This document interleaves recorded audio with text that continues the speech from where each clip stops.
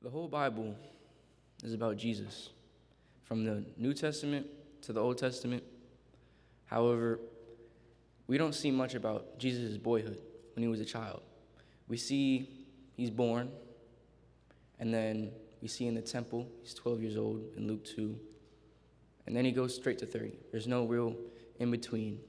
We don't really get to see much about that, which makes the passage in Luke 2 a lot more important, more influential, because it's really the only glimpse that we get to have of Jesus' boyhood.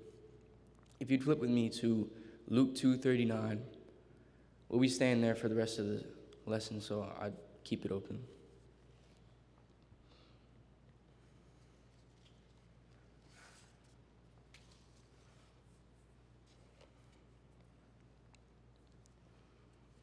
And when they had performed everything according to the law of the Lord, they returned to Galilee, to their own city of Nazareth.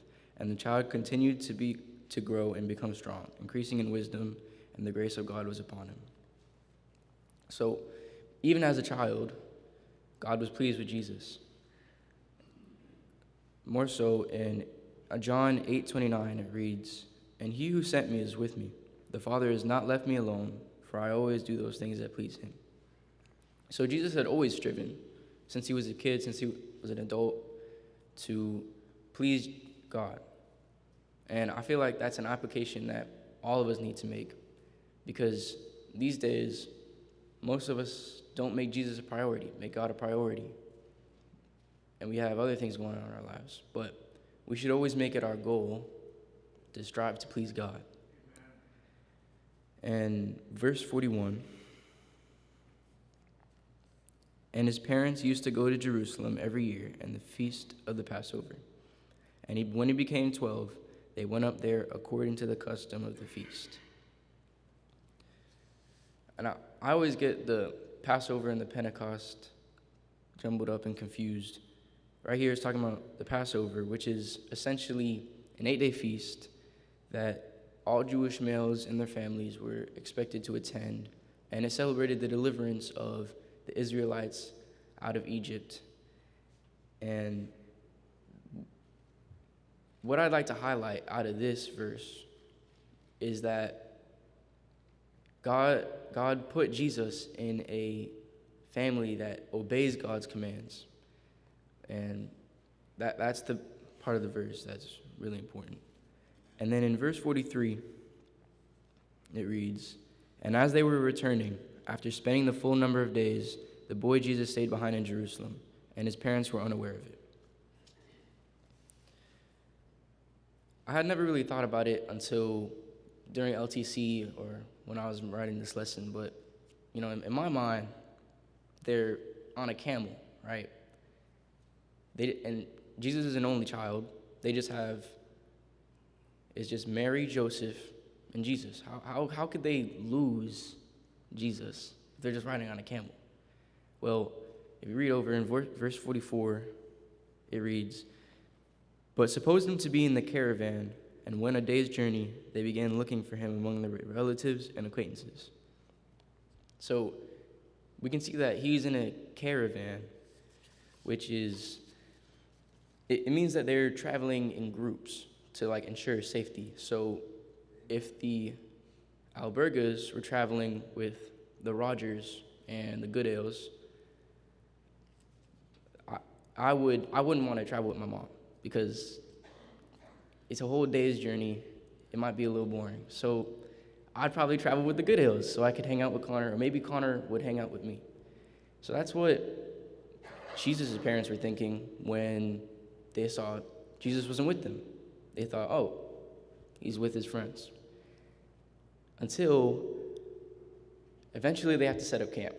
And about then is when they'd realize, they have to set up the tent. The family has to all sleep in the same tent. They'd realize Jesus is in here. And at this point, they've already gone out a whole day out of Jerusalem. So now they have to come back. So by the time they get there, it's been 2 days. And if we read in verse 46, "And it came about that after 3 days, they found him in the temple, sitting in the midst of the teachers, both listening to them and asking them questions." So they've been looking everywhere. They finally found him in the temple. And the interesting part about this verse is that Jesus is listening and asking questions, which, I mean, he's the Son of God. I mean, why does he need to listen and answer questions? The truth is, everybody needs to grow. It doesn't matter who you are. Even Jesus would be listening and answering questions. And in verse 47, it reads, "And understanding his answers, and when his mother said to him, 'Son, why have you treated us this way? Behold, your father and I have been anxiously looking for you.'"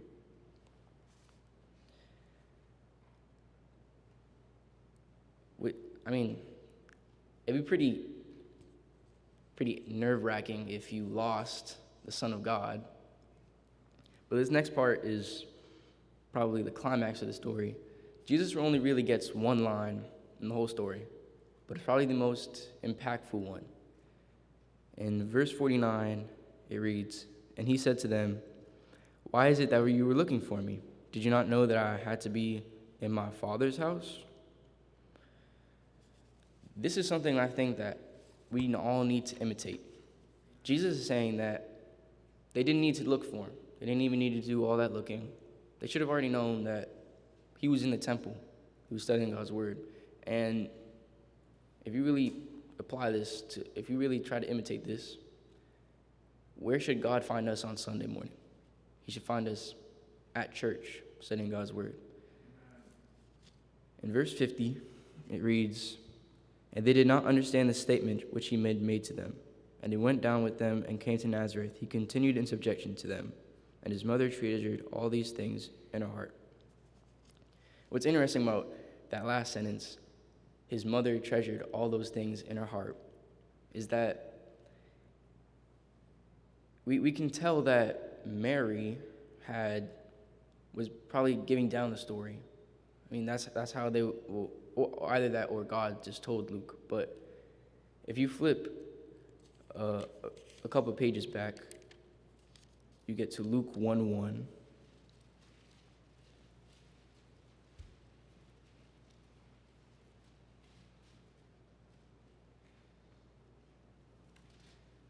It reads, "Inasmuch as many have undertaken to compile an account of things accomplished among us, just as those who from the beginning were eyewitnesses and servants of the word have handed them down to us, it seemed fitting for me as well, having investigated everything carefully from the beginning, to write it out for you in consecutive order, most excellent Theophilus."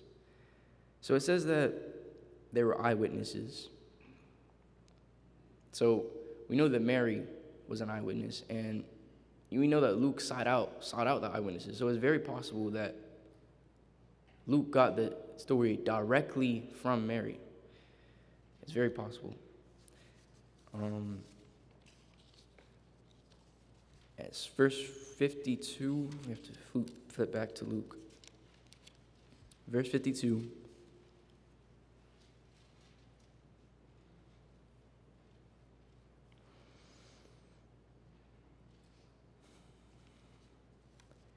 "And Jesus kept increasing in wisdom and stature and in favor with God and men." So I don't know if you caught this part, but verse 52 is nearly identical to verse 40. And there's a reason for this parallelism, and it is to highlight the theme of the story. It like isolates the story from the rest of the passage and from the rest of the text, and now you have a clear theme. And it is that Jesus, his main priority is to please his Father, be in the favor of God. And we know that this is a priority for Jesus because in verse 41, Joseph and Mary are shown to be committed to their religious events, like how they go to the Passover. We should be going to church. We should be volunteering. We should be going to the family group meetings.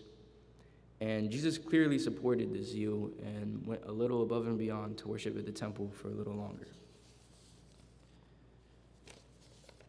To wrap this up, Jesus' childhood is not exactly a common topic in the Bible, but what we do have of his tween years is that he pleased his father and mother, as well as his spiritual father in heaven, and he set an example for us at just age 12.